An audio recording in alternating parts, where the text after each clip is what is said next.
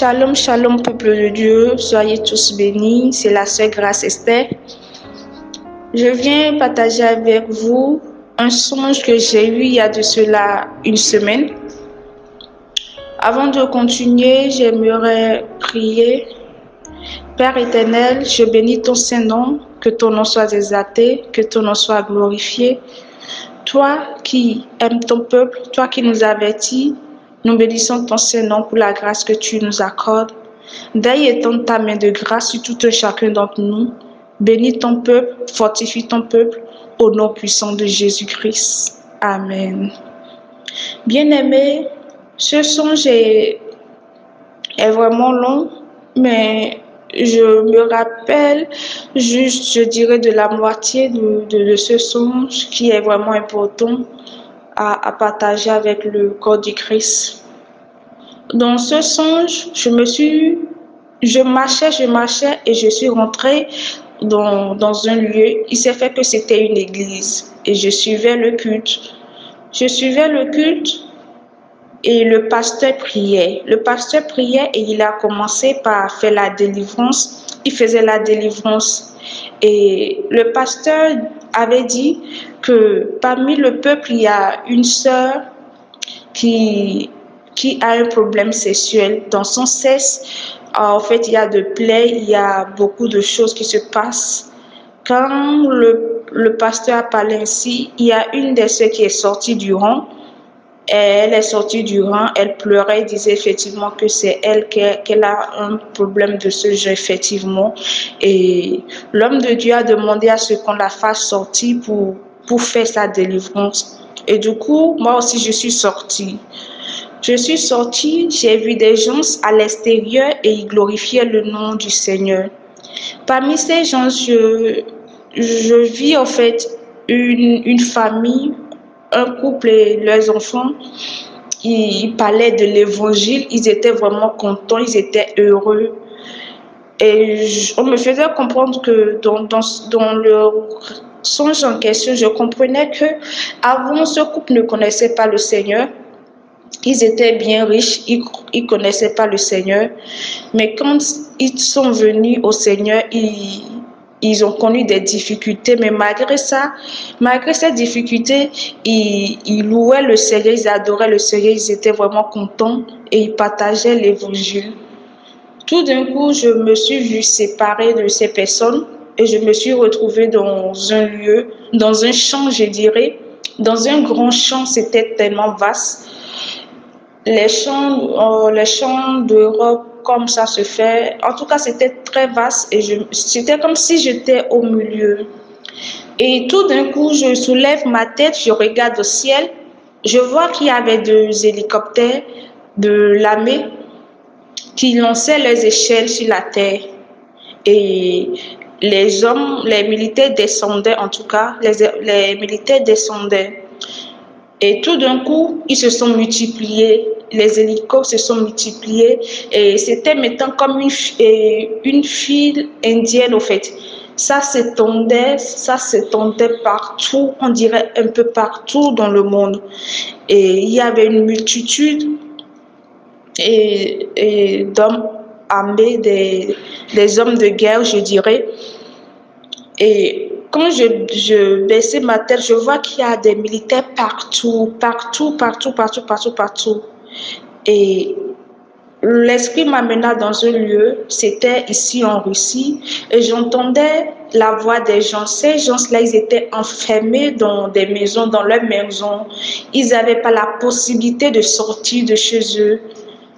Au cas où ils sortiraient, ils allaient mourir parce que il y avait une défense de sortie. Donc, ce peuple-là se plaignait. Ces gens-là se plaignaient que non, il n'y a pas du pain, il n'y a pas du lait, ils n'ont pas de quoi manger. Comment ils vont faire qu'ils veulent du pain, qu'ils veulent du lait? Ils se plaignaient ainsi.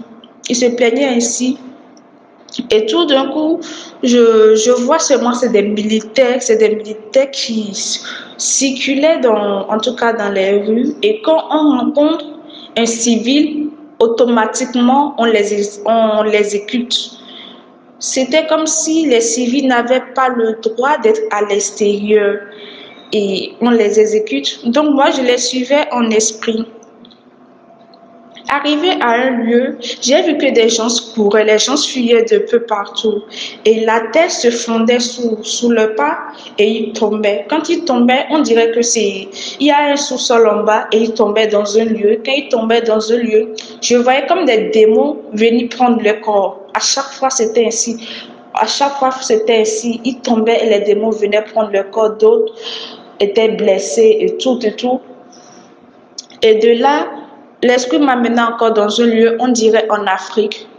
Et le coin où j'étais, tous ces gens-là étaient brûlés. Dans tout le quartier, je dirais, dans des maisons, j'ai vu dans mon esprit des corps brûlés, des gens tués, des gens tués, il y avait le son, c'était vraiment très bizarre quand même.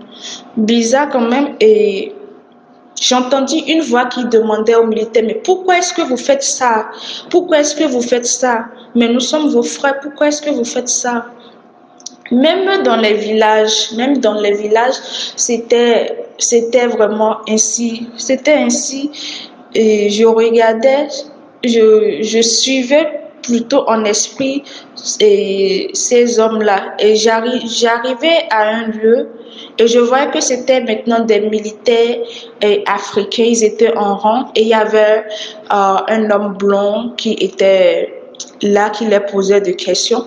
Et il disait que non, que c'était l'ordre qu'on les a donné. Il disait au monsieur que ce sont ses compatriotes blancs qui ont donné ce genre d'ordre et on les avait promis quelque chose. Et eux-mêmes en question, ils n'ont rien reçu. Et c'était comme si eux-mêmes, ils se plaignaient au fait de la faim. Au fait, ils se plaignaient de la faim. Et je me suis réveillée du songe. Quand je me suis réveillée du songe, je réfléchissais et le Seigneur m'a permis de comprendre que vraiment nous devons faire des réserves de nourriture. Comme le Seigneur depuis longtemps nous avertit qu'il y aura la guerre, nous le savons quand cette guerre viendra, nous le savons quand. Donc vraiment j'aimerais exhorter tout un chacun d'entre nous, surtout nous, tous les frères qui sont en Europe, en tout cas, faites de vos mieux et faites des réserves de nourriture. Faites des réserves de nourriture, demeurez en prière, demandons encore la direction du Saint-Esprit, que vraiment le Saint-Esprit oriente tout un chacun d'entre nous. Que nous fassions en tout cas des réserves d'eau, de nourriture, comme le Seigneur va ordonner à tout un chacun d'entre nous. Je crois que c'est pour partager au corps du Christ que le Seigneur m'a permis d'avoir ce songe plutôt. Donc vraiment, que Dieu nous fortifie tout un chacun d'entre nous, que Dieu nous donne la force de triompher, que l'Éternel des armées par sa droite puissante, il nous soutienne pour que nous soyons vainqueurs dans cette guerre spirituelle, dans toutes les situations qui surviendront dans l'avenir, que l'Éternel des armées nous fortifie tous au nom de Jésus-Christ. Shalom, shalom, shalom.